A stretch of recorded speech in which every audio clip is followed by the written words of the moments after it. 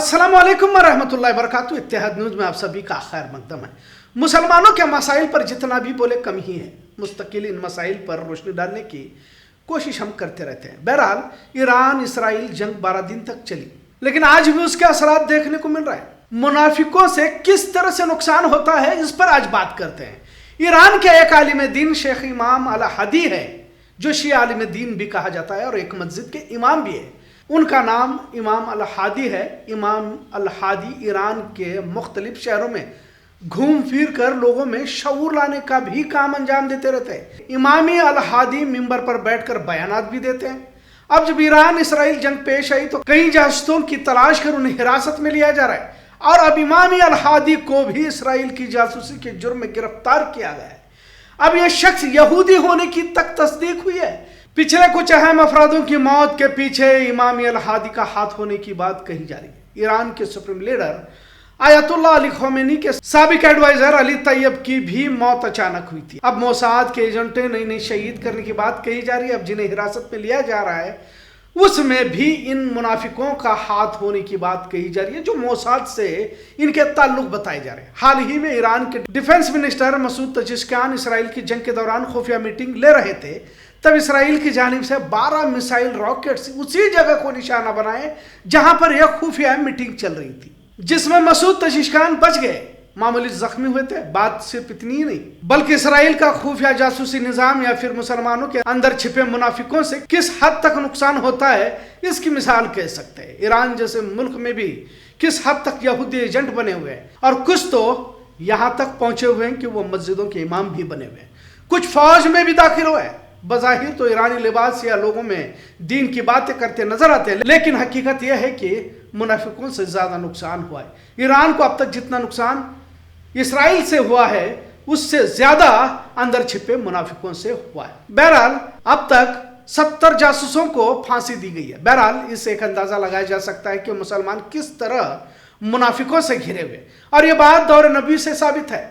शेर मंसूर टीपू सुल्तान ने भी कहा था कि जिस कौम में गद्दार पैदा होते हैं उस कौम के मजबूत किले भी मिट्टी के घरौंदे साबित हो जाते हैं। मीर जाफर मीर सादिक को अब तक गद्दार के नाम से ही जाना जाता रहा है। आज भी मुनाफिकों का सरदार अब्दुल्ला बिन उबई को याद किया जाता है, जो जंग उहद के वक्त मदीना से अपने 300 साथियों को लेकर अलग हो गया था। सुल्तान सलाउद्दीन अयूबी के दौर में भी मुनाफिकों से काफी नुकसान हुआ था, और मुनाफिक कोई और नहीं थे बल्कि अपने ही घर को लोग निकले थे। सूरह मुनाफिकीन में अल्लाह ताला ने इसकी वजाहत भी की है और किस तरह से ये लोग इस्लामी फौज को नुकसान तो पहुंचाते ही हैं और साथ में मुसलमानों में तफरका भी फैलाते हैं। ईरान के कई आला अफसरों की मौत इन्हीं मुनाफिकों से हुई है, जो बज़ाहिर ईरानी मुसलमान तो थे लेकिन अंदर से मोसाद के जासूस थे। इस्लामी तारीख में मुनाफिकों का खास जिक्र है और इन्हीं की वजह से इस्लामी हुकूमतों का ज़वाल हुआ है। क्रूसेडरों और मंगोलों का साथ इन्हीं मुनाफिकों ने दिया था। आपको यह भी याद होगा कि मुनाफिक नमाजों में पहली सफ में आकर खड़े हो जाते हैं और हजरत अली, हजरत उस्मान और हजरत उमर रज़ियल्लाहु अन्हु पर हमला करके इन्हें भी शहीद किया जाता है। अगर तारीख के औराक पलट कर देखते हैं तो अपनों से ही ज़्यादा हमें नुकसान हुआ है। मुनाफिक खुले दुश्मन से भी खतरनाक होते हैं। टीपू सुल्तान को भले अंधभक्त भला बुरा कहे, लेकिन इस मुल्क में अगर अंग्रेजों को कोई रोक सकते थे तो वो शेर मंसूर टीपू सुल्तान ही थे। पर मीर सादिक ने किले के पिछले हिस्से में तनख्वाह देने के बहाने टीपू की फौज को बुलाया, जैसे कि इस मुनाफिक ने अंग्रेजों से मुआहदा किया था। बहरहाल टीपू शहीद हो गए। मतलब मुनाफिकों ने इस तरह धोखेबाजी फरमाई। भारत में भी कुछ धोखेबाज थे जो अंग्रेजों की गुलामी किया करते थे और इन धोखेबाजों से काफी नुकसान भी हुआ है। कहीं तो जंग आज़ादी में लड़ने वाले मुजाहिद थे, उन्हें फांसी तक पहुंचाने में यही ये धोखेबाज अपना काम कर गए। बहुत सारा नुकसान देश का भी हुआ, पर अफसोस के कुछ इन्हीं में से आज इख्तिदार में बैठे हुए। सद्दाम हुसैन भी एक मुस्लिम बादशाह के तौर पर उभर रहा था और अमेरिका के लिए भी एक चैलेंज बन रहा था। अमेरिका ने ऑपरेशन रेड डॉन के नाम से ऑपरेशन चलाया, जिसमें उन्होंने जो भी सद्दाम हुसैन की मालूमात देगा उसे 200 करोड़ से भी ज्यादा का इनाम देने का ऐलान किया था। सद्दाम हुसैन अपने वफादारों के साथ अद्दौर के पास जमीन के नीचे छिपे हुए थे। लालच में आकर खुद इन्हें जिन्होंने पनाह दी थी वही लोग CIA के दफ्तर पर पहुंचकर मालूमात दी, जिसके नाम मोहम्मद इब्राहिम उमर अल मुस्लिम ने सद्दाम को पकड़वाया और 200 करोड़ से ज्यादा की रकम अमेरिका की एजेंसी से हासिल की। बहरहाल अमेरिकियों ने इस मुनाफिकत के लिए और भी ज्यादा रकम देने की बात बताई जा रही है। सद्दाम को पकड़ने के बाद सद्दाम के 2 बेटे उदय हुसैन और कुसै हुसैन को भी पकड़वाया गया, क्योंकि ये अलग जगह पर रहते थे।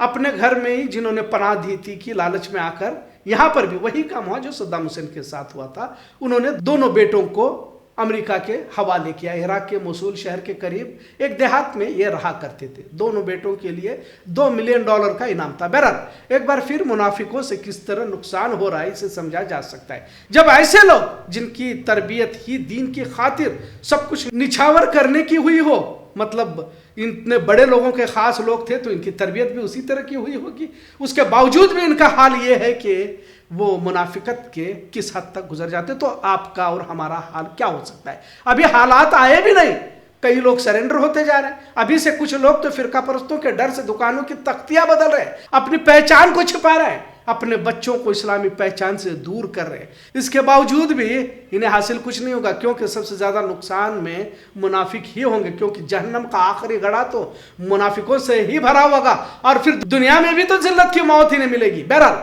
आज की तारीख में मुनाफिकत की आंधी अगर कहा जाए तो गलत न होगा, और इन सब के पीछे दुनिया की मोहब्बत ही कह सकते हैं। अपने आल औलाद बीवी बच्चे, इनकी मोहब्बत में इंसान ज़मीर ईमान का भी सौदा कर देता है, और उसकी जिंदी मिसाल देखने को मिल भी रही है। अगर भारत की भी बात कही जाए तो यहाँ भी हालात सख्त आने वाले हैं।